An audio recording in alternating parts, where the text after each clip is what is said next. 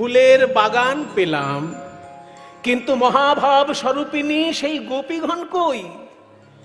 যে গোপীগণের সঙ্গে রাসলীলা হয়েছিল সেই গোপীগণ কোথায়? গোপীগণ তো সাধারণ নারী নয়।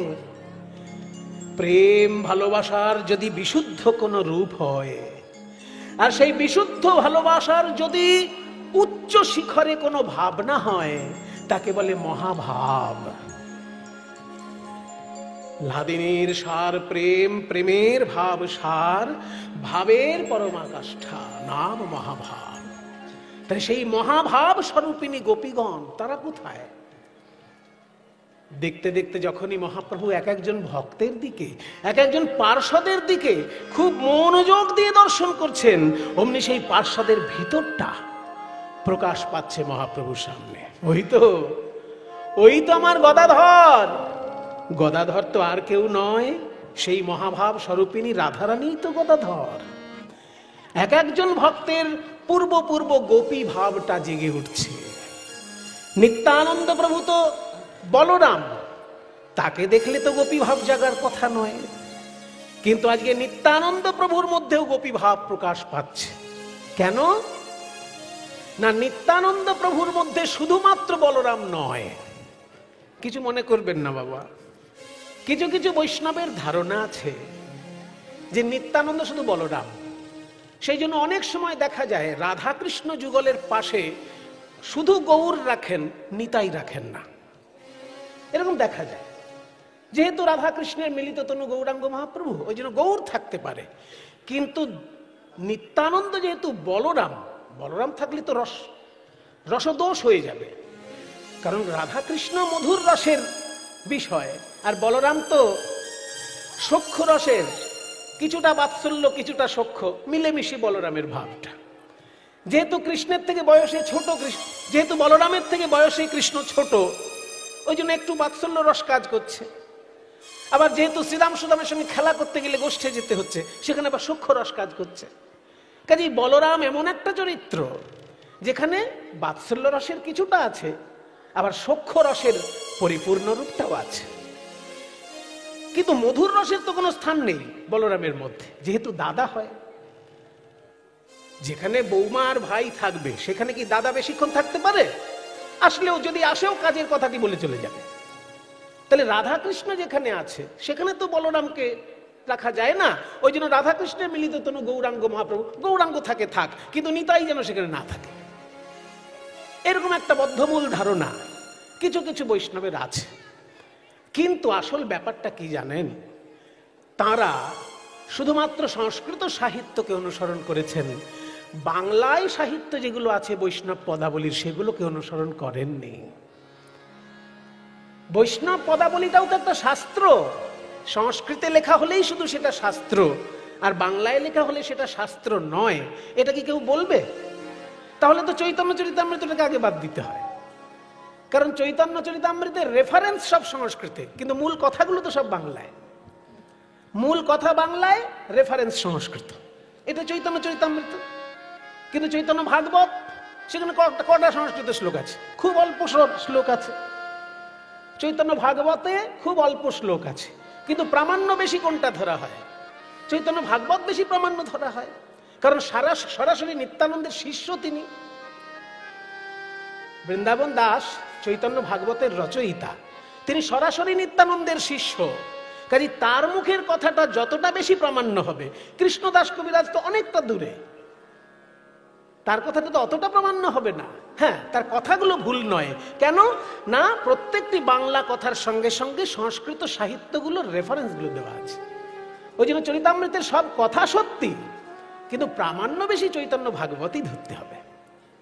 অথচ চৈতন্য ভাগবত তো বেশিরভাগই বাংলা, খুব কম সংস্কৃত। তাহলে বাংলাটাও তো সাহিত্য, বাংলাটাও তো শাস্ত্র।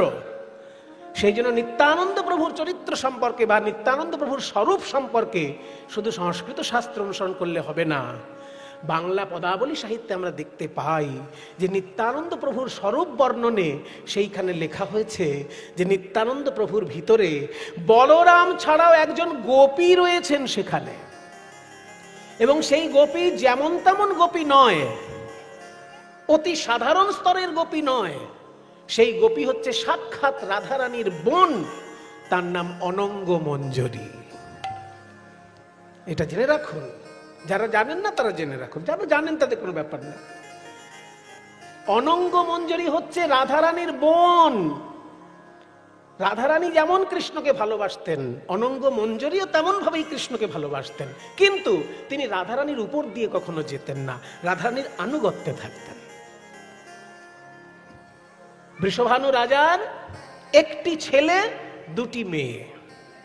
বৃষভানু রাজার ছেলের নাম শ্রীদাম, আর দুটি মেয়ের মধ্যে বড় মেয়ের নাম রাধা, আর ছোট মেয়ের নাম অনঙ্গ মঞ্জরী। এই গোপন কথাগুলো শুনে রাখুন, তাহলে আপনাদের কোনোদিন ভুল ধারণাগুলো হবে না। এগুলো শাস্ত্রের কথা, বৈষ্ণব সাহিত্যের কথা। যে বৃষভানু রাজার একটি ছেলে, দুটি মেয়ে। ছেলের নাম শ্রীদাম, সে কৃষ্ণের বন্ধু। আর দুটি মেয়ের মধ্যে বড় মেয়ে যে, তার নাম রাধা, সে কৃষ্ণের প্রিয়তমা। আর যে ছোট মেয়ে, তার নাম অনঙ্গ মঞ্জরী, সেও কিন্তু কৃষ্ণকে ভালোবাসে, তবে রাধারানীকে ছাপিয়ে গিয়ে নয়, রাধারানীর আনুগত্যে। তা বলরাম যখন কলিযুগে নিত্যানন্দ রূপে আসবেন ভাবছেন, সেই সময় অনঙ্গ মঞ্জরী মিলিত হলো বলরামের সঙ্গে, যে নিত্যানন্দ থাকবেন দাদা, কিন্তু তারই একই দেহে আমি গোপী অনঙ্গ মঞ্জরী যাব কলিযুগে। সেই জন্য যেমন রাধা আর কৃষ্ণ মিলে গৌরাঙ্গ মহাপ্রভু, তেমনি অনঙ্গ মঞ্জরী আর বলরাম দুইটি স্বরূপ রয়েছে প্রভু নিত্যানন্দের মধ্যে। তাই রাসলীলায় যখন মহাপ্রভু গদাধরের মধ্যে রাধাকে দেখছেন, ঠিক তেমনি নিত্যানন্দের ভিতরে অনঙ্গ মঞ্জরীকে দেখছেন। এমন নয় যে মধুর রসের লীলা হলেই সেখানে নিত্যানন্দের কোনো স্থান নেই, এটা একেবারেই ভুল ধারণা। এবার প্রত্যক্ষ প্রমাণ দিচ্ছি, এটা তো আমি সিদ্ধান্ত টেনে বললাম, এবার প্র্যাকটিক্যাল প্রমাণ দিচ্ছি। যে নিতাই চাঁদ যখন আড়িয়াদহে গিয়েছিলেন, আড়িয়াদহ নাম শুনেছেন? সোজা বাংলা এড়েদা বলে। এড়েদা নাম শুনেছেন তো? কোথায় এড়েদা? হাওড়া না, বীরভূম না, এই তো, তার মানে জানেন না। ধোয়া ধোয়া, হ্যাঁ, যারা ঠিক ঠিক গেছে তারা বলতে পারবে। দক্ষিণেশ্বরের পাশের গ্রামের নামই আড়িয়াদহ। দক্ষিণেশ্বর গেছেন তো জীবনে একবার, নাকি সেইটাও জাননি কখনো? শুধু খাচ্ছেন আর ঘুমোচ্ছেন। একটু ঘুরে আসবেন তীর্থগুলো, কারণ তীর্থে যেতে হয় মহাপুরুষদের চরণধুলি পাওয়ার জন্য। দক্ষিণেশ্বরে গেলেই মা কালী আপনাকে একবারে দেখা দিয়ে দেবেন না, কিন্তু ওখানে যত মহাপুরুষ গেছেন তাদের চরণধুলিগুলো তো ওখানেই আছে। রামকৃষ্ণদেবের চরণধুলি ওখানে আছে, স্বামী বিবেকানন্দের চরণধুলি ওখানে আছে, যেতে তো হবেই। তাই দক্ষিণেশ্বর থেকে উত্তর দিকের গ্রামটা আড়িয়াদহ, আর দক্ষিণেশ্বর থেকে দক্ষিণ দিকের গ্রামটা বরাহনগর। বরাহনগর আমার জন্মস্থান, আমার গর্বে বুকটা ভরে যায়। কারণ বরাহনগরে রামকৃষ্ণদেবের যেমন অনেক লীলা আছে, তেমনি চৈতন্য মহাপ্রভু বরাহনগরে 3টে দিন কাটিয়েছেন। শ্রীমদ্ ভাগবত শ্রবণ করে ওখানে উন্মাদের মতন ক্রন্দন করেছেন আর নৃত্য করেছেন। বরাহনগরের মাটি মহাপ্রভুর চোখের জলে ভিজে গেছে। সেই বরাহনগরটা হচ্ছে দক্ষিণেশ্বর থেকে দক্ষিণ দিকে, আর আড়িয়াদহটা হচ্ছে দক্ষিণেশ্বর থেকে উত্তর দিকে, ঠিক পাশাপাশি গ্রাম। ওই আড়িয়াদহে দাস গদাধরের শ্রীপাঠ ছিল। গদাধর পণ্ডিত যেমন একজন গৌর পার্ষদ, তেমনি দাস গদাধর একজন নিত্যানন্দ প্রভুর পার্ষদ, মহাপ্রভুরও পার্ষদ। সেই দাস গদাধরের বাড়ি ছিল আড়িয়াদহে। সেইখানে যখন প্রভু নিত্যানন্দ গেছিলেন, তার ভিতরে এমন ভাবনা জাগলো যে ওখানে একটা মাধবীলতার কুঞ্জ ছিল। সেই মাধবীলতার কুঞ্জ থেকে একটা ডাল নিয়ে নিলেন, মাধবীলতার একটা ডাল নিলেন, লতা পাতাগুলো ছাড়িয়ে নিয়ে একটা মাধবীলতার ডাল হাতে লাঠির মতো করে নিলেন। আর সেই মাধবীলতার ডালটা নিয়ে নেচে নেচে নৃত্য করছেন নিতাই চাঁদ। কোন ভাব নিয়ে?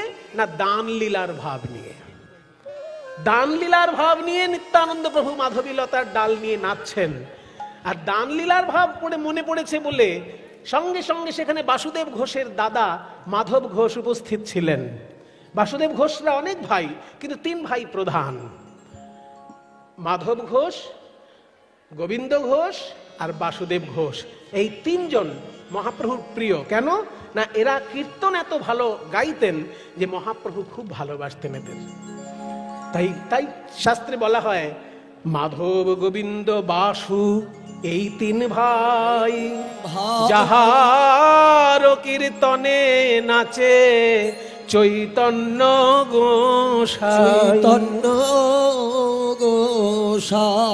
তাই মাধব গোবিন্দ বাসু মানে মাধব ঘোষ, গোবিন্দ ঘোষ আর বাসুদেব ঘোষ, এই তিন ভাইয়ের কীর্তনে মহাপ্রভু নৃত্য করতেন।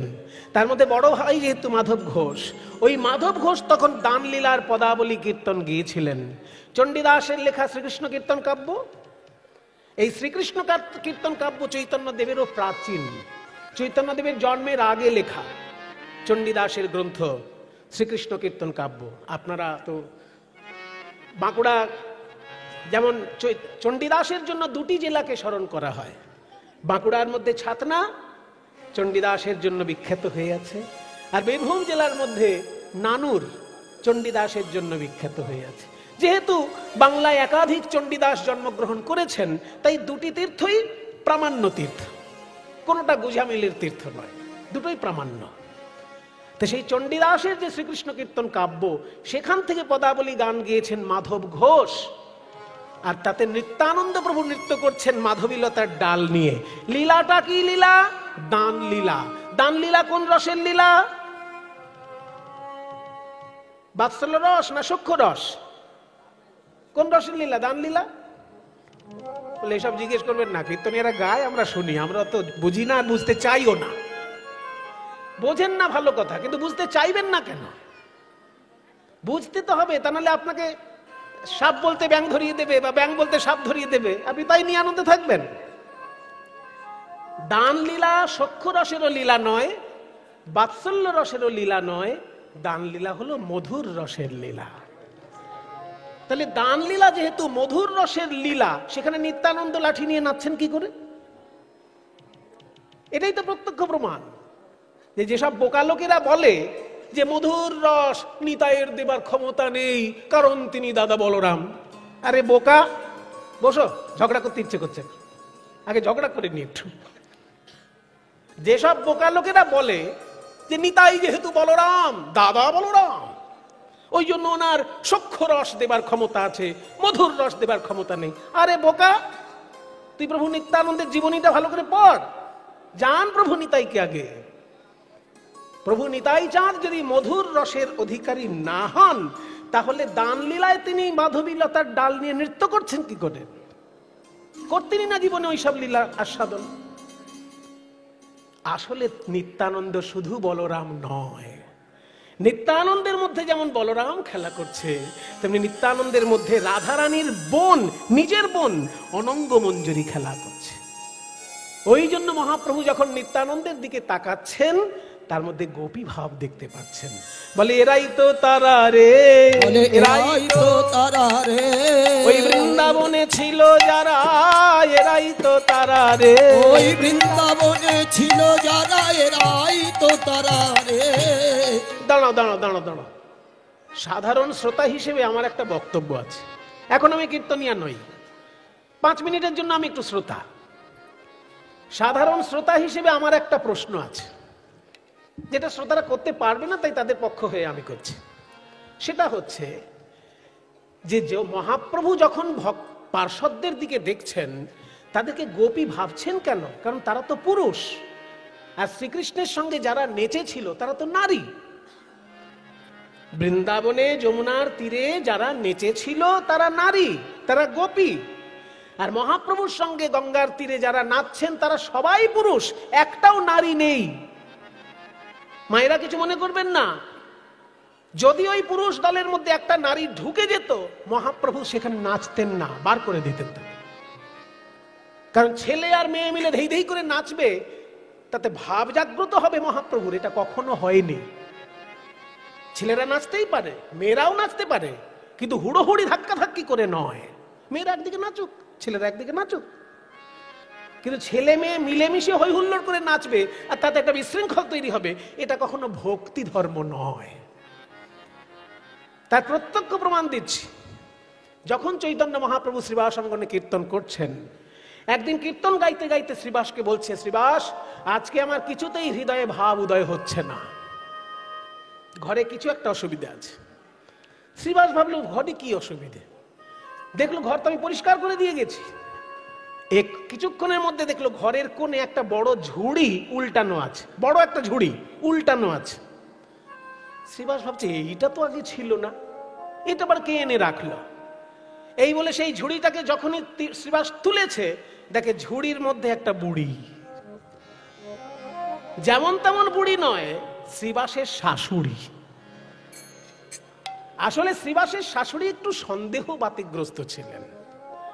উনি মনে মনে ভাবতেন যে কি এমন রসের কীর্তন হয় যে আমার জামাই ওই নিমায়ের সঙ্গে কীর্তনের ঘরে ঢুকলে আর বেরোতেই চাই না, আমাদের সঙ্গে গল্প টল্প খুব একটা করতে চায় না, কীর্তনের ঘরে গেলে কি আছে রস ওখানে, শুনেছি মধুর রসের কীর্তন, কি মধুর রস। এইটা দেখার জন্য একটা বড় ঝুড়ি মাথায় চাপা দিয়ে শ্রীবাসের শাশুড়ি ঘরের কোণে বসেছিলেন, আর মহাপ্রভুর ওই কীর্তন হচ্ছে দলবল নিয়ে। মহাপ্রভু বলছেন আমার ভাব উদয় হচ্ছে না, মানে শ্রীবাসের শাশুড়ি শুধু উপস্থিত আছেন বলেই মহাপ্রভু ভাব উদয় হচ্ছে না। তখন শ্রীবাস সেই শাশুড়িকে করজোড়ে বলছে, মা, আপনি আমার মাতৃ সমতুল্য, আপনি আমার মাই, আমার স্ত্রীর মা, মানে আমারও মা আপনি। আপনার চরণ ধরে অনুরোধ করছি, আপনি এখনই কীর্তন ঘর ত্যাগ করুন, কারণ আপনার জন্য আমার মহাপ্রভুর ভাব উদয় হচ্ছে না, এটা মোটেই বাঞ্ছনীয় নয়, আপনি দয়া করে অন্য ঘরে যান। শ্রীবাসের শাশুড়ি ওই ঘর ছেড়ে বাইরে এলেন, তারপর মহাপ্রভুর কীর্তনে ভাব উদয় হলো। তাহলে চিন্তা করুন যে নারীর উপস্থিতি মাত্র মহাপ্রভুর কাছে কষ্টদায়ক হচ্ছে, আর সেইখানে মহাপ্রভু ধেই ধেই করে সব ছেলে মেয়ে একসঙ্গে নাচবেন, এটা কখনো হতেই পারে না।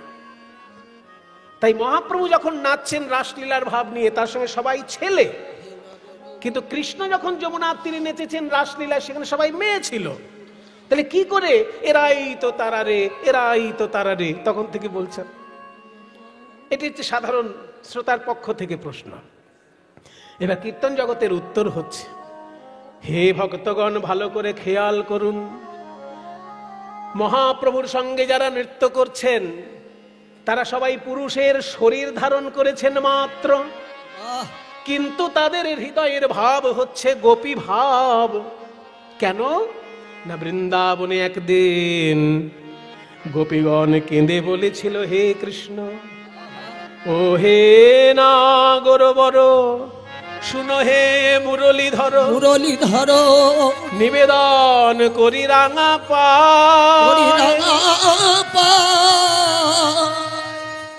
ওই চরণ নখরমণি, চরণ নখরমণি, যেন চাঁদের গাঁথনি, যেন চাঁদের গাঁথনি, ভালো শোভে দাসীর গলা,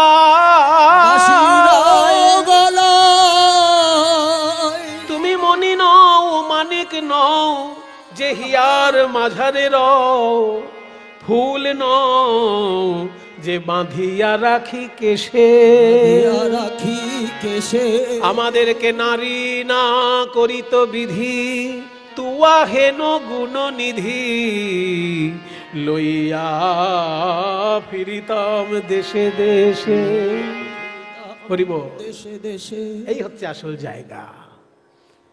গোপীগণ কেঁদে কেঁদে বলছেন, হে কৃষ্ণ, আমরা সারাক্ষণ সংসারের কাজে ব্যস্ত থাকি, তোমায় ভালোবাসি, কিন্তু মুখ ফুটে কখনো বলতে পারি না কাউকে। জানো, তুমি যদি একটা মণিমাণিক্য হতে, চুনি পান্না হিরে এরকম কিছু যদি একটা হতে, তাহলে আমার হৃদয়ে হারের পদক করে তোমায় ঝুলিয়ে রাখতাম, হৃদয়ের হারে তোমায় পদক করে ঝুলিয়ে রাখতাম। তুমি যদি মণিমাণিক্য হতে, আর তুমি যদি ফুল হতে, তাহলে বিনুনির মধ্যে তোমাকে সাজিয়ে রাখতাম। কিন্তু তুমি তো মণিমাণিক্যও নয় যে হৃদয়ে রাখবো, তুমি ফুলও নয় যে মাথার চুলে রাখবো। তাই আমাদের মনের বড় ইচ্ছা, নারী না হয়ে যদি কখনো পুরুষ হতাম, যখন খুশি পথে বেরিয়ে যেতাম, তোমার সঙ্গে নেচে গিয়ে আনন্দ করতাম, কারোর কিছু বলার থাকতো না। নারী না করিত বিধি, তুয়া হেন গুণ নিধি, লইয়া ফিরিতাম দেশে দেশে। দেশে দেশে এই যে গোপীদের মনের ব্যথা, সেই ব্যথা দূর করলেন যোগ মায়া কলিযুগে। সেই গোপীদেরকেই কলিযুগে পাঠালেন, কিন্তু পুরুষের দেহ দিয়ে পাঠালেন।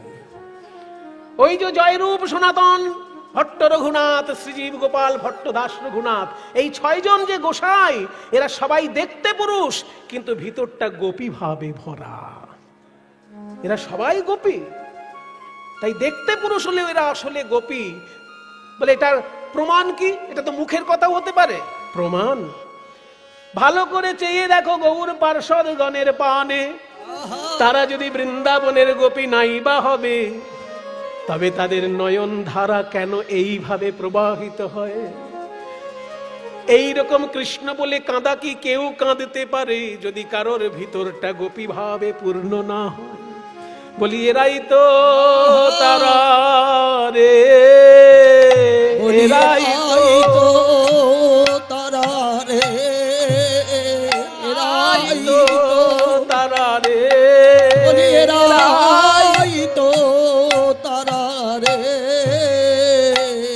নয়ন ধারায় পড়লো ধরা, বলি এরাই তো তারা রে, নয়ন ধারায় পড়লো ধরা, বলি এরাই তো তারা রে। এরা যদি বৃন্দাবনের গোপী নাইবা হবে, বৃন্দাবনের গোপী নাইবা হবে, কৃষ্ণ কৃষ্ণ বলে এদের প্রেম ধারা বইবে কেন? প্রেমধারা বইবে কেন? এরাই তো তারা রে, এরাই তো তারা রে। বলি নয়ন ধারায় পড়লো ধরা, এরাই তো তারা রে, এরা নয়ন ধারায় পড়লো ধরা, এদের কৃষ্ণ বলতেই বহে ধারা, নয়ন ধারায় পড়লো ধরা, কৃষ্ণ বলতে পড়লো ধারা, নয়ন ধারায় পড়লো ধরা, কৃষ্ণ বলতে বহে ধারা, ধারায় পড়লো ধরা, কৃষ্ণ বলতে বহে ধারা, ধারায় পড়লো ধরা, কৃষ্ণ বলতে বহে ধারা, এরাই তো তারা রে। এই সহচর গণ ব্রজ গোপীয়নুমা। বাহ, এক এক করে সবাই পেলাম। কিন্তু রাসলীলায় যত গৌর পার্ষদ নাচছেন, সব থেকে বেশি আনন্দ কার হচ্ছে? হ্যাঁ গো, আমাদের এই দলের মধ্যে সব থেকে বেশি বয়স তো এনার মনে হচ্ছে নাকি? ঠিক বলছি না ভুল বলছি? দাদা বয়স কত? মনে হচ্ছে, ওনার দেখে মনে হচ্ছে, কিন্তু বয়স বেশি নয়। আচ্ছা, মনে করুন কীর্তনের দলে তো নানান বয়সের লোক থাকে। কারো 20 বছরের ছেলে হয়তো করতাল বাজাচ্ছে, আবার দেখা যাবে 70 বছরের একটি লোক খোল বাজাচ্ছে। 20-70। এবার নাচার সময় যখন আসবে, কার বেশি নাচা উচিত? 70 না 20? 20-র বেশি নাচা উচিত, কারণ তার বয়স অল্প আছে, খেলাধুলার মতন ফোর্স হচ্ছে ভিতরে, একটা অ্যাথলেটিক ফোর্স। এই যে অ্যাথলেটিক ফোর্স, তাহলে খেলাধুলার মতন যাদের ভিতরে একটা ফোর্স থাকে, সে তো নাচবে বেশি, বয়সটা কম হলে ভালো হয়। কিন্তু মজার ব্যাপার হচ্ছে, মহাপ্রভুর দলে যারা আছে, সব থেকে বয়স বেশি যার, তিনি আজকে সব থেকে বেশি নাচছে। সব থেকে বয়স বেশি যার। অদ্বৈত নাচে রে, অদ্বৈত নাচে রে, নাচে রে নাচে রে আমার অদ্বৈত, ওই নাচে রে নাচে রে আমার অদ্বৈত নাচে রে, নাচে রে নাচে রে আমার অদ্বৈত নাচে ওই রে, নাচে রে নাচে রে আমার অদ্বৈত নাচে রে, নাচে রে নাচে রে আমার অদ্বৈত, নাচে অদ্বৈত, নাচে অদ্বৈত, অদ্বৈত অদ্বৈত নাচে রে অদ্বৈত। অদ্বৈত নাচে, ওই নাচে রে নাচে রে আমার অদ্বৈত নাচে রে। এই দাঁড়াও দাঁড়াও দাঁড়াও, 20 বছরের ছেলে পিলে আছে, তারাও তো নাচছে না, কিন্তু অদ্বৈতের বয়স তো মহাপ্রভুর থেকেও 52 বছরের বড়। ইতিহাস বলছে মহাপ্রভুর থেকে 52 বছরের বড় অদ্বৈত আচার্য। তাহলে মহাপ্রভুর বয়স যদি 20 ধরি, তাহলে অদ্বৈতের বয়স 72 হয়ে যাচ্ছে। উরি বাপরে, এত বয়স আপনার, আর আপনি সব থেকে বেশি নাচছেন কেন? অদ্বৈত বলছে নাচবো না, আমি আজ তাই পেয়েছি, আমি আজ তাই পেয়েছি, ওই দাপরে যা চেয়েছি আজ তাই পেয়েছি, আমি দাপরে যা চেয়েছি আজ তাই পেয়েছি, ওই দাপরে যা চেয়েছি আজ তাই পেয়েছি, ওই দাপরে যা চেয়েছি আজ তাই পেয়েছি। তারপরে কি চেয়েছেন কি পেয়েছেন আপনিই বুঝলেন, আমরা তো আর কিছু বুঝলাম না। আসলে এই অদ্বৈত আচার্য হচ্ছেন সেই দেবাদিদেব মহাদেব। তিনটি ধারার মধ্যে একটি ধারা শৈব ধারা। দেবাদিদেব মহাদেব তিনি একবার মা দুর্গাকে বলেছিলেন, কি চাও তুমি? দুর্গা বলেছেন, আমার ইচ্ছা যে আমি একটু রাসলীলা দর্শনে যাব। হ্যাঁ, সেটা আবার কি? রাসলীলা মানে রসানাম সমূহ ইতি রাস, বহুবিধ রসের যেখানে সমন্বয়, সেইটা হচ্ছে রাসলীলা। এই লীলা তো আর খুব সহজ নয়। আমরা গাইতে গাইতে মনে হয় খুবই সহজ, শুনতে শুনতে মনে হয় খুবই সহজ, কিন্তু তত্ত্বের দিক দিয়ে বিচার করলে এই লীলা বড় কঠিন লীলা। কারণ রসের সমন্বয় আর রসের সমাহার, তবে তো রাস। রস তো অনেক রকমের আছে, সেই রসের সমন্বয় এবং সমাহার যেখানে হয়েছে সেটা রাসলীলা। তার মানেটা কি? এটা সহজ কথায় বলো। বলে সহজ হচ্ছে কৃষ্ণ একা থাকবে না, সব গোপীরা থাকবে, কোনো পুরুষ মানুষের প্রবেশ নিষেধ। বলে ওরে বাবা, শুধু কৃষ্ণ একা আর সব গোপী? হ্যাঁ, ওইটা আমি একটু দেখতে যাব। আমিও যাব না, তোমার যাওয়া হবে না, কারণ তুমি পুরুষ ভাবে রয়েছে এখন, আমি তো নারী, আমি গোপী ভাবে আছি, হবে না। ঠিক আছে, তুমি যাও, আমি দেখছি। যায় গো নেচে নেচে যায় গৌরী, নেচে নেচে যায় গো, নেচে নেচে যাই গৌরী, নেচে নেচে যাই, নেচে নেচে মায়েরা যায় তুলু দাও। গৌরী, নেচে নেচে যায়, নেচে নেচে যাই গৌরী, নেচে নেচে যাই গৌরী, নেচে নেচে যায় গৌরী, নেচে নেচে যায়, নেচে যাই,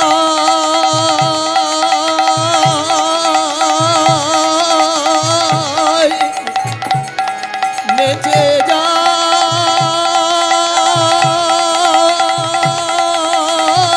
গো, নেচে নেচে যাই গৌরী নেচে নেচে যায়, নেচে নেচে যাই গৌরী, নেচে নেচে যাই, গৌরী নেচে নেচে যায়, গৌরী নেচে নেচে যাই, নেচে যায়, নেচে যায়, নেচে যায়, যায় যায় গো, নেচে নেচে যাই গৌরী, নেচে নেচে যাই, নেচে নেচে যাই গৌরী নেচে নেচে যায়, নেচে নেচে যায় গৌরী, নেচে নেচে যায়।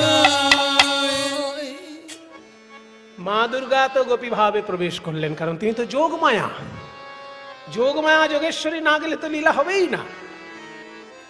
শিব ঠাকুর মনে মনে ভাবছেন, বাবা এখানে সবাই নারী আর আমি পুরুষ, কি করে যাব? তো রাসমঞ্চের বাইরে দেখছেন একটা ওড়না পড়ে আছে। ওই যে রাসলীলার পদে বলা হয়েছে না, যে কোনো কোনো গোপীর গা থেকে ওড়না খুলে পড়েছে বাইরে। খাসাতা বাসানা রাসানা চোলি গালিতা বেনি দৌলানি, পদাবলীর মধ্যে আছে। খাসাতা বসানা, বসন খসে পড়ছে। রাসানা চোলি, রসন হচ্ছে এক রকমের অলংকার যা উরুতে থাকে। রসাতু রসনা পিতব ঘন জঘন মন্ডলে ঘোষয়তু মন্মথনি দেশম, জয়দেবের গীত গোবিন্দে আছে না, যে রসাতু রসনা পিতব ঘন জঘন মন্ডল। জঘন, জঘন মানে হচ্ছে উরু। তো ব্রজগোপীদের উরু দেশে যে অলংকার থাকতো তাকে বলে রসনা। তা খসত বসনা রসনা চোলি, চোলি মানে ওড়না। তাহলে খসত বসনা রসনা চোলি গণিত গলিতা বেনি দোলনি, বিনুনি খুলে গিয়ে পিঠের উপর দুলছে। এই হচ্ছে গোপীদের রূপ যাবার সময়। তো যদি কারোর ওড়না খসে পড়েছে, এমন গোপীও তো আছে, সেই রকম খসে পড়ে থাকা একটা ওড়না মহাদেব মাথায় দিয়ে যেই না রাস মঞ্চে প্রবেশ করেছেন, অমনি রাসচক্র বন্ধ হয়ে গেল। গোবিন্দ বুঝলেন গোপী ভাব ছাড়া অন্য ভাবের প্রবেশ নিশ্চয়ই ঘটেছে। গোপী ভাব ছাড়া অন্য ভাবের প্রবেশ ঘটলেই রাসচক্র বন্ধ হয়ে যাবে, রসের ব্যাঘাত ঘটলেই রাস বন্ধ। কারণ রসের সমন্বয়, রাসলীলা মানে রসের সমন্বয়, তাহলে রসের ব্যাঘাত হলেই বন্ধ হবে। যেই গোপী ভাব ছাড়া অন্য ভাবের প্রবেশ করেছে ঘটেছে অমনি রাসচক্র বন্ধ। গোবিন্দ চিন্তা করলেন, গোপী ছাড়া কে আছো এখানে? কেউ স্বীকার করছে না। এবার সকল গোপীর মুখ দেখতে দেখতে শিব ঠাকুরের সামনে এসে যখন দাঁড়িয়েছে, শিব ঠাকুর তখন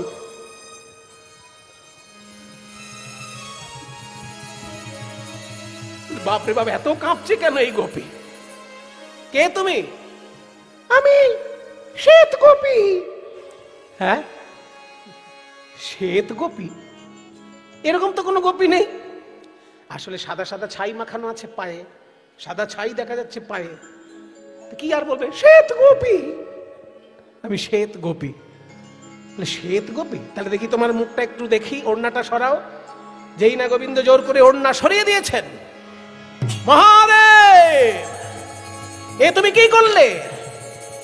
মহাদেব করজোড়ে মহাদেব স্তব করছে, হে কৃষ্ণ করুণা সিন্ধো দীনবন্ধো জগৎপতে গোপেশ গোপিকাকান্ত রাধাকান্ত নমোস্তুতে। নমো ব্রহ্মণ্য দেবায় গোব্রাহ্মণ হিতায় চ জগদ্ধিতায় কৃষ্ণায় গোবিন্দায় নমো নমঃ।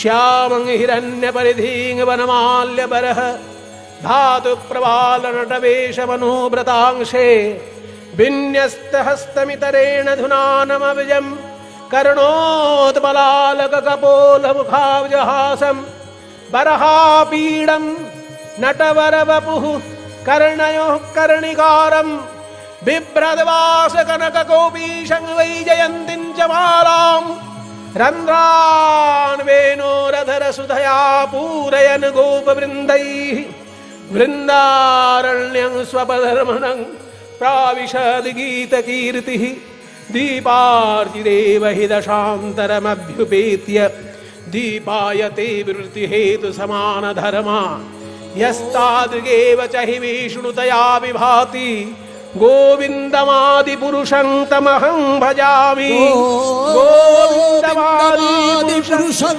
तमहं भजामि गोविन्दमादिपुरुषं तमहं भजामि गोविन्दमादिपुरुषं तमहं भजामि।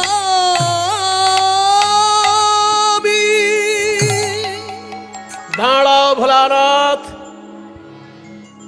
স্তব করে তুমি আমাকে ক্ষান্ত করতে পারো, কিন্তু অপরাধ মুক্তি তোমার হবে না। হে গোবিন্দ, তুমি কি জানো না ভোলানাথ, আমার সকল রসের মধ্যে মধুর রস শ্রেষ্ঠ, আর মধুর রসের সমস্ত লীলার মধ্যে লীলা মুকুটমণি রাস লীলা শ্রেষ্ঠ। কারণ সেখানে মহাভাব স্বরূপিণী গোপীগণের পূর্ণ আত্মসমর্পণ ঘটেছে, আর সেই পূর্ণ আত্মসমর্পণের লীলায় গোপী ভাব ছাড়া অন্য ভাবের প্রবেশ নিষেধ। এই কথা জানা সত্ত্বেও তুমি গোপী হতে না পেরে গোপী পোশাক নিয়ে প্রবেশ করেছো। তাই গোপীর পরিচ্ছদ ধারণ করে যখন তুমি প্রবেশ করেছো, সেই শাস্তিতে তোমায় পেতেই হবে। আগামী কলিযুগে তুমি নরকুলে জন্মগ্রহণ করো। অবজানন্তি মাং মূঢ়া মানুষিং পরিণতমাশ্রিতং পরং ভাবজানন্তো মম ভূত মহেশ্বরম। এই বাণীটি গীতার বাণী, ভগবান শ্রীকৃষ্ণের বাণী, যে বোকা লোকেরা ভগবানকে নররূপে লীলা করতে দেখে অবজ্ঞা করে। খুব মন দিয়ে শুনবেন, কিছু কিছু লোক ভাবে যে ভগবান যদি হবে তার লীলাগুলো এরকম মানুষের মতো কেন? মানুষ আর ভগবান কি এক জিনিস? মানুষ আর ভগবান এক জিনিস নয়, কিন্তু ভগবান মানুষের মতো লীলা করতে ভালোবাসেন। এটা বোকা লোকেরা বোঝে না, এবং বোঝে না বলেই ভগবান গীতায় তাদেরকে বোকাই বলছেন। বলছে অবজানন্তি মাং মূঢ়া। মূঢ়, মূঢ় শব্দের বহু বচনে মূঢ়া মানে বোকা গুলো, বোকারা। অবজানন্তি মানে অবজ্ঞা করে, অবজানন্তি মাং মানে অবজ্ঞা করে আমাকে। মূঢ়া বোকা লোকেরা আমাকে কেমন দেখে অবজ্ঞা করে? না মানুষিং তনুমাশ্রিতম, আমি যখন নর দেহ ধারণ করি তখন আমাকে দেখে অবজ্ঞা করে। মানুষিং তনুম মানে মানুষের মতো তনু আমি যখন ধারণ করি তখন বোকা লোকেরা আমার তত্ত্ব না বুঝে আমাকে অবজ্ঞা করে। অবজানন্তি মাং মূঢ়া মানুষিং তনুমাশ্রিতম, কেন না পরং ভাবম অজানন্ত, আমার পরম ভাবটা তারা জানে না, আমার আসল স্বরূপটা তারা জানে না। কেমন সেটা না মমভূত মহেশ্বরম, আমি যে সমস্ত জীবের মহেশ্বর, আমি যে সমস্ত জীবের অধীশ্বর, এই তত্ত্বটা তারা জানে না, তাই নররূপে আমাকে লীলা করতে দেখে আমাকে অবজ্ঞা করে। আর তুমিও সেই কাজই করেছো। একা কৃষ্ণ পুরুষ আর সব নারী, এইটা চিন্তা করে তুমি গোপী হতে না পেরে গোপী সেজে এসেছো। তাই আগামী কলিযুগে তুমি নরকুলে জন্মগ্রহণ করো। হে ভগবান,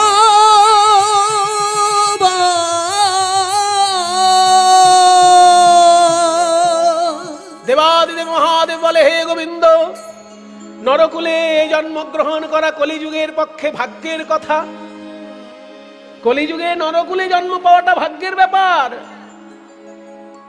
সে নরকুলে জন্ম নেব, আমার তাতে কোনো দুঃখ নাই, কিন্তু তোমার চরণে আমার একটা নিবেদন, যে রাসলীলার রসে আমি বঞ্চিত হলাম এই দাপর যুগে, কলিযুগে জন্মগ্রহণ করে যেন সেই রাসলীলার রসে আমি সিঞ্চিত হতে পারি।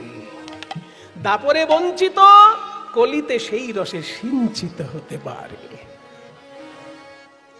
গোবিন্দ বললেন, এ তো বড় বড় ফেরে ফেললে আমাকে, ফের। হ্যাঁ, আমি বললাম তুমি মানুষ হয়ে জন্মাবে, অমনি তুমি বললে তোমার লীলার রস যেন আমি পাই। তার মানে আমাকেও তোমার সঙ্গে যেতে হবে, আমি না গেলে তো আমার লীলার রসটা দিতে পারবে না কেউ। তো তোমার সঙ্গে আমিও যাব ভোলানাথ। আগামী কলিযুগে তুমি অদ্বৈত আচার্য রূপে আমার জন্মের 52 বছর আগে তুমি জন্মগ্রহণ করবে, আমার ভূমিটা তুমি প্রস্তুত করবে, সেইখানে গিয়ে আমি লীলা করব। যেদিন রাসলীলার রস আস্বাদন করব, সবার আগে তুমি পাবে সেই রস, তোমার জন্য কলিজীব পাবে সেই রস। তদ্বৈত বলছে, আমি নাচবো না, আমি আজ তাই পেয়েছি, আমি আজ তাই পেয়েছি, আমি আজ তাই পেয়েছি, আমি আজ তাই পেয়েছি, ওই দাপরে যা চেয়েছি আজ তাই পেয়েছি, ওই দাপরে যা চেয়েছি আজ তাই পেয়েছি, আমি দাপরে যা চেয়েছি। মধুর রাস রস আস্বাদন, দাপরে যা চেয়েছি, রাস রস ওই আস্বাদন, দাপরে যা চেয়েছি, রাস রস আস্বাদন, দাপরে যা চেয়েছি, রাস রস আস্বাদন, দাপরে যা চেয়েছি। রাস রস আস্বাদন। অদ্বৈত নাচে রে, অদ্বৈত নাচে রে, ও সহচর গণ ব্রজ সহচর গণ ব্রজ গোপী, ব্রজ গোপী অনুমান। এত সুন্দর বর্ণনা যিনি দিলেন, তিনি মহাপ্রভুর প্রিয় কীর্তনিয়া বাসুদেব ঘোষ। উমা, আমার বৃন্দাবনের বাঁশি কই? শিখল দেখে বলছে, এই তো আমার সেই খোল। খোল করো তালো, ওই খোলো করো তালো, খোলো করো তালে গোরা সুমেলো, সুমেলো করিয়া। ওই খোলো করো তালো, খোলো করো তালো গোরা সুমেলো, সুমেলো করিয়া। বাজে খোল, বাজে খোল, বাজে খোল, বাজে খোল, সংকীর্তন মহারাসে বাজে খোল, বাজে খোল, ওই সংকীর্তন মহারাসে বাজে খোল, বাজে খোল। খোল বলে ধিক টান, তাকে ধিক, তাকে ধিক, তাকে তাকে তাকে ধিক, তাকে, হ্যাঁ, তাকে তাকে তাকে ধিক। কাকে কাকে ধিক্কার দিচ্ছে কিছু মনে করবেন না। কোন কোন জায়গায় গিয়ে দেখি প্রথম দিকে শ্রোতারা বেশ মন দিয়ে কীর্তন শোনে, কীর্তন কি আনন্দ, কিন্তু কিছুক্ষণের পর হ্যাঁ হ্যাঁ হ্যাঁ ভালো হচ্ছে। কীর্তনেতে ঘুমাই যারা তাকে ধিক, তাকে ধিক, কীর্তনেতে ঘুমাই যারা তাকে ধিক, তাকে ধিক। কীর্তনেতে ঘুমায় যারা। তবে সাধারণত গ্রামের দিকে দেখেছি 8টা-9টা নাগাদ কীর্তন শুরু হয়, তো আপনারা সেই রকম শুনে অভ্যস্ত, তাই এত সন্ধ্যাবেলা আপনাদের ঘুম পায়নি, এখনো ঘুমটা আসেনি আপনাদের, সেই জন্য অনেকে ভাবছে বেঁচে গেছি, আমরা বেঁচে গেছি। কিন্তু খোল বলছে না, আমি আরো ধিক্কার দেবো, ওই বাড়ির কথা বলবে যারা তাকে ধিক তাকে ধিক। ওই বাড়ির কথা বলবে যারা তাকে ধিক তাকে ধিক। বাড়ির কথা বলবে যারা তাকে ধিক। মনে করুন এই পাড়ার বিয়াই আর ওই পাড়ার বিয়ান, দুই জায়গায় দুজন এক জায়গায় বসে কীর্তন শুনছে। ও বিয়ান, আপনি নতুন শাড়ি কবে কিনলেন? এর পাশে ভাই মশাই চুপ করুন, কীর্তন কীর্তন হচ্ছে, আপনি চুপ করুন। পরের বার যদি কীর্তনে বিয়ানকে দেখতে না পাই, তাহলে এই বাড়ির কথা বলবে যারা তাকে ধিক তাকে ধিক। এই বাড়ির কথা বলবে যারা তাকে ধিক তাকে ধিক। কিছু কিছু লোক বলছে না আমরা তো কথা বলছি না। সত্যি এত মানুষ কীর্তন শুনছেন, হাজার হাজার মানুষ কীর্তন শুনছেন, কোনো আওয়াজ কিন্তু পাচ্ছে না। বদ্ধ জায়গায় আওয়াজটা বেশি পাওয়া যায়, কিন্তু এত মন দিয়ে আপনারা গান শুনছেন, কথা কিন্তু আপনারা বলছেন না, তাতেও রক্ষা নেই। খোল বলছে তাকে ধিক তাকে ধিক। তাকে ধিক তাকে ধিক। উলুধ্বনি যে না দেবে তাকে ধিক তাকে। উলুধ্বনি যে না দেবে তাকে ধিক তাকে ধিক। উলুধ্বনি যে না দেবে তাকে ধিক তাকে ধিক। উলুধ্বনি যে না দেবে তাকে ধিক তাকে ধিক। উলুধ্বনি যে না দেবে তাকে ধিক তাকে ধিক। উলুধ্বনি যে না দেবে তাকে ধিক তাকে ধিক। বাহ, খুব সুন্দর উলুধ্বনি দিয়েছেন মায়েরা। তবে একবার দিলে হবে না, যতবার মাতন হবে প্রত্যেক মাতনে দেবেন। আর বাবা আপনারা এবার কিন্তু সাবধান, এই যে আমি বলছি না, ইনি বলছেন। খোল বলে তাকে ধিক তাকে ধিক। তাকে ধিক তাকে ধিক। হরি বল যে না বলে তাকে ধিক তাকে ধিক। ওই হরি বল যে না বলবে তাকে ধিক তাকে ধিক। হরি বলে যে না বলবে কীর্তনে আসরে বসে। হরি বল যে না বলবে কীর্তনে আসরে। হরি বল হরি বল হরি বল হরি বল হরি বল হরি বল হরি বল হরি বল। খোল বলে তাকে ধিক তাকে ধিক। তাকে ধিক তাকে ধিক। আরে তার মাঝে নাচে গোরা, তার মাঝে নাচে গোরা জয় জয় জয় দিয়া। তার মাঝে নাচে গোরা, তার মাঝে নাচে গোরা জয় জয় জয় দিয়া। জয় হোক জয় হোক জয় হোক জয় হোক জয় হোক। জয় হোক জয় হোক। রাসেশ্বরী রাই কিশোরীর জয় হোক জয় হোক। এই রাসেশ্বরী রায় কিশোরীর জয় হোক জয় হোক। রাসেশ্বরী রাই কিশোরী আর রাসবিহারী বংশীধারী। রাসেশ্বরী রাই কিশোরী রাসবিহারী বংশীধারী। রাসেশ্বরী রায় কিশোরী। রাসবিহারী বংশীধারী। রাধে রাধে রাধে রাধে রাধে রাধে রাধে রাধে। বলে জয় হোক জয় হোক। ও তার মাঝে নাচে গোরা, তার মাঝে নাচে গোরা জয় জয় জয় দিয়া। এত সুন্দর পদটি যিনি লিখেছেন মহাপ্রভুর প্রিয় গায়ক সেই বাসুদেব ঘোষের উদ্দেশ্যে সবাই একবার প্রণাম করুন। বাসুদেব ঘোষে ওই বাসুদেব ঘোষে। বাসুদেব ঘোষে তাহে করয়ে করয়ে বিলাস।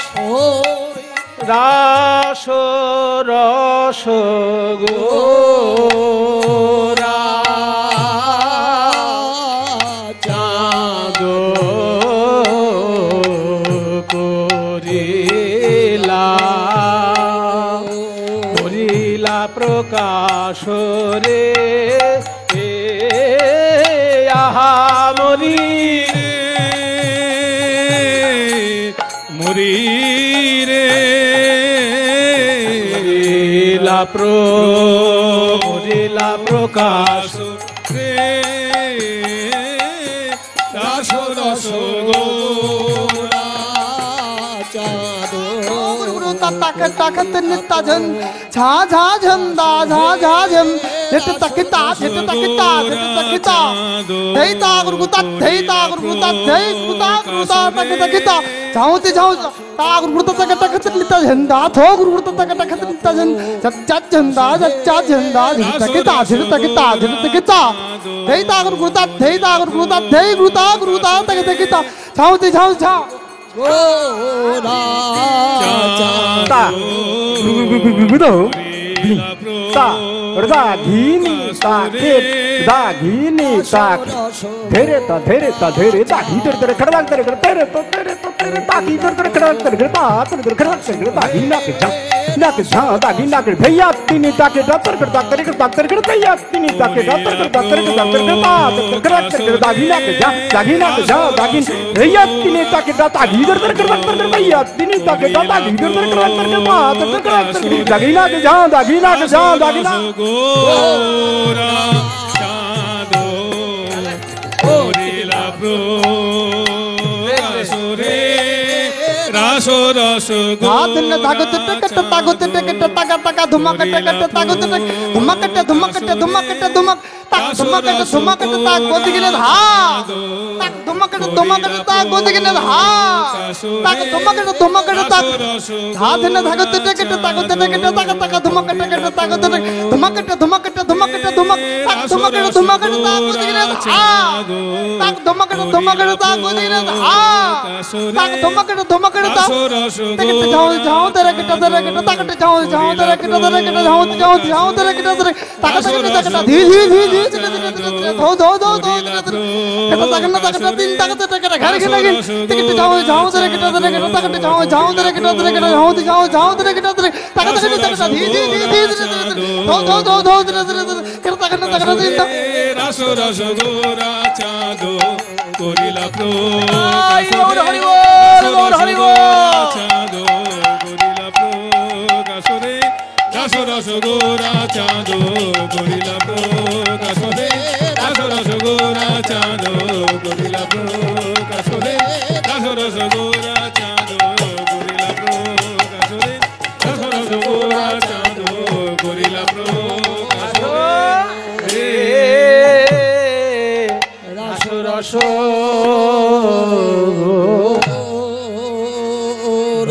हे नंद व्रज स्त्रीणां पादरेणुमभीक्षिणशः यासामरी कथोदिगितं पुनदि भुवनत्राय वन्दे नंद व्रज स्त्रीणां पादरेणुमभीक्ष्णसः यासां हरे कथोदिगितं पुनति भुवनत्रयम् हरो हरि नयन भरि हरो हरि नयन भरि गोपी बल्लभ राधा मदन मोहन हरो हरि नयन भरि हरो हरि नयन भरि গোপী বল্লভ রাধা মদন মোহন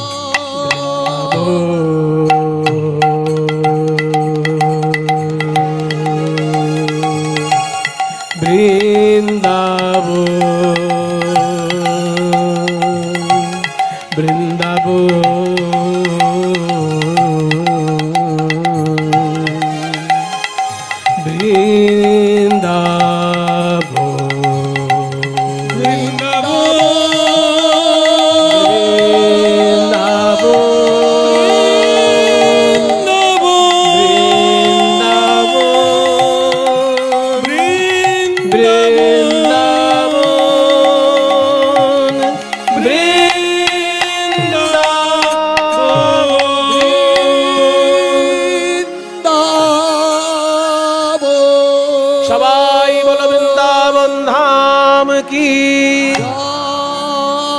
রাধা রানী কি,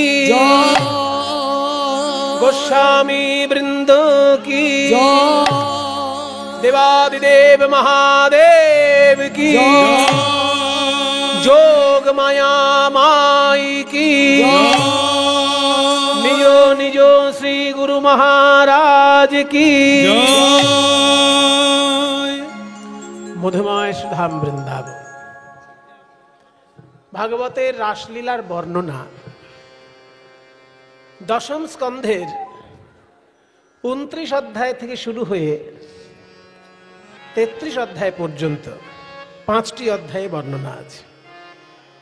29, 30, 31, 32, 33 এই 5টি অধ্যায় ধরে রাসলীলার বর্ণনা আছে। 5টির মধ্যে মাঝখানের অধ্যায়টি অর্থাৎ 31 নম্বর অধ্যায়টি গোপীগণের ক্রন্দনের বর্ণনা আছে।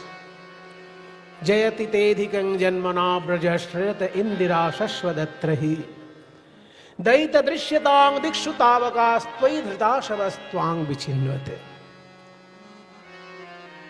এই অধ্যায়টি চৈতন্য মহাপ্রভুর অত্যন্ত প্রিয়, কারণ বরাহনগরের মাটিতে চৈতন্য মহাপ্রভুর চোখের জলে যে মাটি ভিজে গেছে এইখানকার শ্লোক শুনে। তব কথামৃতং তপ্ত জীবনম, যাদের বাড়িতে রামকৃষ্ণ কথামৃত গ্রন্থ আছে, দুটোই তো প্রধান অমৃত গ্রন্থ আমাদের বাংলার, একটা রামকৃষ্ণ কথামৃত আর একটা চৈতন্য চরিতামৃত। এই দুটি অমৃতের হাঁড়ি যদি আপনার বাড়িতে থাকে তাহলে দেখবেন ক্ষুধা তৃষ্ণার কষ্ট আপনাকে কষ্ট দিতে পারবে না, সাংসারিক দুঃখ আপনাকে কষ্ট দিতে পারবে না। এই দুটো অমৃতের হাঁড়ি বাড়িতে রাখতে হবে। একটার নাম রামকৃষ্ণ কথামৃত আর একটার নাম চৈতন্য চরিতামৃত। এই রামকৃষ্ণ কথামৃত গ্রন্থটি যখনই খুলবেন, বই শুরু হওয়ার আগে দেখবেন একটা পাতায় একটা সংস্কৃত শ্লোক আছে। একটা শ্লোক দিয়ে শুরু রামকৃষ্ণ কথামৃতম, আর সেই শ্লোকটা এই 31 নম্বর অধ্যায়ের 9 নম্বর শ্লোক। তব কথামৃতম তপ্ত জীবনম কবিভিरीडितं কল্মষাপহম শ্রবণমঙ্গলম শ্রীমদাততাম ভুবি গৃহন্তি তে ভূরিদা জনাঃ। হে নন্দনন্দন যশোদা জীবন, হে দামোদর হে শ্রীমাধব। কি সুন্দর কথা বাবা, তব কথামৃতম। ওই জন্য রামকৃষ্ণ কথামৃত কথাটা শব্দটা ওখান থেকে নেওয়া হয়েছে। শ্লোকটা শুরুটাতেই হচ্ছে তব কথামৃতম। যেহেতু রামকৃষ্ণ কথামৃত নাম, এই নামটা এখান থেকে নেওয়া হয়েছে। তব মানে তোমার, তোমার সেটাকে সংস্কৃতে তব বলে। তব কথামৃতম, তোমার কথারূপী অমৃত। কথাটাই যেন অমৃত। কখনো কখনো গান যেন অমৃতের মতন শোনায়, তেমনি কখনো কখনো কথা এমন আছে যেগুলো অমৃতের মতো শোনায় এবং অমৃতের কাজ করে, শুধু শোনায় না। অমৃত কি করে? অমর করে দেয়। তেমনি কোনো কোনো কথা আছে যা শুনে চললে পরে এই জগতে আপনি অমরত্ব পাবেন। যেমন এই যে সুন্দর মন্দিরটি তৈরি হয়েছে, যিনি তৈরি করেছেন তিনি যদি পরলোক গমনও করেন, তিনি কিন্তু মানুষের কাছে অমর হয়ে থাকলেন। কীর্তির ইয়স্য সজীবতি। কিছু কিছু কথা এমন আছে যা শুনে মেনে চললে পরে এই জগতেই আপনি অমর হয়ে থাকবেন। আপনি সুন্দর সাহিত্য রচনা করতে পারলে অমর হয়ে যাবেন। মানুষের কল্যাণের জন্য কোনো কাজ করলে আপনি অমর হয়ে যাবেন। তাই অমর করে দেওয়াই অমৃতের কাজ। চৈতন্য মহাপ্রভুর কথা এবং রামকৃষ্ণদেবের কথা মানুষকে অমর করে দেবার পথ দেখিয়েছে, তাই কথামৃতম। তব কথামৃতম কি করেছে না তপ্ত জীবনম। এই শ্লোকটা আসলে একটা প্রশ্নের উত্তরে বলা হয়েছে। প্রশ্নটা খুব মজার প্রশ্ন। মানে কিছু মনে করবেন না, আমাদের মুনি ঋষিগণ আমাদের ভগবানকে শুধুমাত্র ভয়ঙ্কর শাসক হিসেবে প্রতিষ্ঠা করেননি। অন্যান্য ধর্মে দেখবেন ভগবান মানে একটা ভয়ের ব্যাপার, তার উপাসনা না করলে নরকে যেতে হবে। কিন্তু আমাদের ধর্মের মুনি ঋষি বলছেন যে ভগবান কখনো কখনো ভয়ঙ্কর সাজেন যখন দরকার পড়ে, যখন অসুর বিনাশ করতে হয়, যখন বদমাইশ লোককে ঠান্ডা করতে হয়, তখন ভগবান ভয়ঙ্কর সাজেন। কিন্তু ভগবানের আসল রূপটা হচ্ছে তিনি খুব প্রেমিক, তিনি খুব রসিক। তিনি শুধুমাত্র কঠোর শাসক নন, তিনি রসিক এবং প্রেমিক। আর রসিক আর প্রেমিক যে হবে সে কিন্তু মিষ্টি মিষ্টি কথা বলতে পারে, কখনো কখনো আবার খোঁচা দেওয়া কথাও বলতে পারে। তো এই শ্লোকের প্রশ্ন যেটা কৃষ্ণ করেছেন গোপীদের কাছে, সেটা খোঁচা দেওয়া কথা। খোঁচাটা হচ্ছে যে গোপীগণ বলছে, হে কৃষ্ণ দেখা দাও নিলে মরে যাচ্ছি, দেখা দাও মরে যাচ্ছি, নাহলে দেখা দাও নিলে মরে যাচ্ছি, এগুলো বলেছেন এর আগে। এবার কৃষ্ণ আড়াল থেকে হঠাৎ বলছেন, কই এখনো তো মরলে না, মরে দেখাও, তারপর দেখা দিচ্ছি। যদি সত্যিই তোমরা কেউ আমাকে ভালোবাসো তাহলে এখনো মরনি কেন? এইটা হচ্ছে প্রশ্ন, মজার প্রশ্ন না? যে তোমরা বলছো ভালোবাসি, না দেখলে থাকতে পারছি না, তো ভালোবাসার প্রমাণ তো এই যে প্রিয়তমকে না দেখলে সে মরে যায়। শুনেছি কবিতা টবিতায় লেখা আছে যে প্রিয়তমকে না দেখলে প্রিয়তমা মরে যায়। তো এখনো তোমরা মরনি কেন? মরনি যখন, তাহলে ঠিক ঠিক ভালোবাসো না। এই কথাটা কৃষ্ণ বলছেন গোপীদেরকে, আর তার উত্তরে গোপীগণ এই শ্লোকটা বলছে যে আমরা মরিনি কেন? তব কথামৃতম, আহা তোমার কথারূপী অমৃত আমাদেরকে বাঁচিয়ে রেখেছে, মরতে দেয়নি। তব কথামৃতম, আমাদের মরতে দেয়নি, মরণাপন্ন অবস্থা আমাদের, কিন্তু মরতে পারছি না ওই কথামৃতের জন্য। এইবার কথামৃতর বৈশিষ্ট্য কি? পরের শব্দগুলো বলছে, তপ্ত জীবনম। তপ্ত জীবনম মানে, তপ্ত মানে কি? তপ্ত মানে কি? গরম। আর জীবনম মানে, জীবন মানে প্রাণ। তাহলে তপ্ত জীবন মানে গরম প্রাণ। কি উদ্ভট মানে হলো এটা? গরম প্রাণ, তোমার কথা হচ্ছে গরম প্রাণ না, এটা একটু ঘুরিয়ে ধরতে হবে। এখানে জীবন মানে প্রাণ নয়, এখানে জীবন মানে হচ্ছে জল। জলের আরেক নাম জীবন, শুনেছেন না? হ্যাঁ, তাহলে তপ্ত জীবন মানে এখানে গরম প্রাণ নয়। তাহলে জীবন মানে যদি জল হয়, তপ্ত জীবন মানে তাহলে কি গরম জল? সেটা আরো উদ্ভট হয়ে যাচ্ছে। তোমার কথা হলো গরম জল না, ওইভাবে ধরলে হবে না। ওই জন্য বলছে ভাগবত পড়লেই আপনি মানে বুঝতে পারবেন না, 6 গোস্বামীর টিকা অনুসরণ করতে হবে। সনাতন গোস্বামীপাদ টিকা রচনা করেছেন, বৃহৎ বৈষ্ণব তৌষণী টিকা। জীব গোস্বামীপাদ টিকা রচনা করেছেন, ক্রমসন্দর্ভ টিকা, আবার লঘু বৈষ্ণব তৌষণী টিকা। মানে একটা লিখে মনে হলো ঠিক ঠিক যেন হলো না, আবার লিখেছে। ক্রমসন্দর্ভ লিখেছেন, আবার লঘু বৈষ্ণব তৌষণী টিকা লিখেছেন জীব গোস্বামী। আবার বিশ্বনাথ চক্রবর্তীপাদ লিখেছেন সারার্থ দর্শিনী টিকা। এইগুলো না পড়লে এর সঠিক মর্মার্থ উপলব্ধি হবে না, শুধু অনুবাদ, কাঠখোট্টা অনুবাদ হয়ে যাবে। এখানে তপ্ত জীবন মানে গরম জলও নয়, গরম প্রাণও নয়, একটু ঘুরিয়ে ধরতে হবে। উত্তপ্ত মরুভূমিতে পথহারা পথিকের কাছে একটু জল যেমন প্রাণদায়ক, তেমনি সংসার রূপী মরুভূমিতে যারা পথ হারিয়েছে তাদের কাছে কৃষ্ণ কথা প্রাণদায়ক। এখানে অর্থটা এই রকম দাঁড়াচ্ছে, তপ্ত জীবনং, তপ্ত মানে গরম, জীবন মানে জল, ঠিকই, কিন্তু ঘুরিয়ে ধরতে হবে। যে মরুভূমিতে কোনো একটা লোক পথ হারিয়ে ফেলেছে, তাহলে অবস্থা কি? তার প্রাণ যায় যায় অবস্থা। সেই সময় যদি কেউ একটুখানি জলও দেয়, তার প্রাণটা ফিরে আসে। ঠিক তেমনি সংসার রূপী মরুভূমিতে যারা পথ হারিয়ে ফেলেছে, তার একটু যদি কৃষ্ণ কথামৃতের সন্ধান পায়, একদম বেঁচে গেল, প্রাণদায়ক ঔষধ।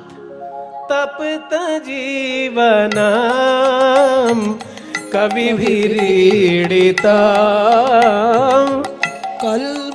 কবিভিরীড়িতম মানে কবিগণের দ্বারা প্রশংসিত। কবিগণ প্রশংসা করেছেন কৃষ্ণ কথার। বাল্মীকি বেদব্যাস থেকে শুরু করে রবীন্দ্রনাথ, নজরুল ইসলাম, কে প্রশংসা করেনি? হরিকথা, ভগবত কথার সবাই প্রশংসা করেছেন, সেই জন্য কবিদের দ্বারা প্রশংসিত। নজরুল ইসলাম, সখী সে হরি কেমন বল, নাম শুনে যার এত প্রেম জাগে, চোখে আসে এত জল, সখী সে হরি কেমন বল। কবিদের দ্বারা প্রশংসিত তোমার কথা অমৃতম। তাহলে কবিভিরীড়িতম, কলমশাপহম, কলমশ মানে পাপ, অপহম মানে অপহরণকারী। তোমার কথা অমৃত হচ্ছে পাপ হরণকারী, অমৃত কলমশাপহম। শুধু তাই নয়, শ্রবণমঙ্গলম, শ্রবণমঙ্গলম শ্রীমদাতত ভুবি গৃণন্তি তে ভূরিদা জনা। শ্রবণমঙ্গলম, তোমার কথা শুনলেই মঙ্গল, আর পালন করলে তো মঙ্গলের উপর মঙ্গল। শুনলেই মঙ্গল। কোনো কথা কিন্তু শুনলে মঙ্গল হয় না বাবা। যেমন আমি যদি কোনো ছাত্রকে বলি মন দিয়ে পড়াশোনা করো, পরীক্ষায় পাশ করবে, মন দিয়ে পড়াশোনা করো, পরীক্ষায় পাশ করবে, আমার কথা শুনে যায় যদি পড়াশোনা না করে, সে পাশ করবে? সে তো শুনেই গেছে, মাস্টার বলেছে মন দিয়ে পড়ো, পাশ করবে, কিন্তু জীবনে পড়লো না, তাহলে পাশ করবে? শুনে পড়তে হবে, তবে তো পাশটা করবে। কিন্তু হরি বলো, হরি বলো, হরি বলো ভাই, এটা শুনে কেউ যদি হরি নাও বলে, শুনলেই মঙ্গল হয়ে যায়। আর শুনলে মঙ্গল হয়, আর যদি মেনে চলে ভগবানের কথা, তাহলে তো আরো মঙ্গল। তাই বলছে শ্রবণ মঙ্গলম, শ্রবণ মঙ্গলম শ্রীমদাততম। শ্রীমদাততম, শ্রী মানে সম্পদ, শ্রী মানে সৌন্দর্য। শ্রী মানে যেমন লক্ষ্মী ঠাকুর, অর্থাৎ শ্রী অর্থে সম্পদ, আবার শ্রী মানে সৌন্দর্য। তোমার কথায় সৌন্দর্যে পরিপূর্ণ, আবার প্রেম ধনে পরিপূর্ণ। শ্রীমদাততম ভুবি গৃণন্তি, যারা জগতে প্রচার করেন তারা ভূরি দা জনা, তারা শ্রেষ্ঠ দাতা। ভুবি গৃণন্তি তে ভূরি দা জনা। হে নন্দনন্দন যশোদা জীবন, হে দামোদর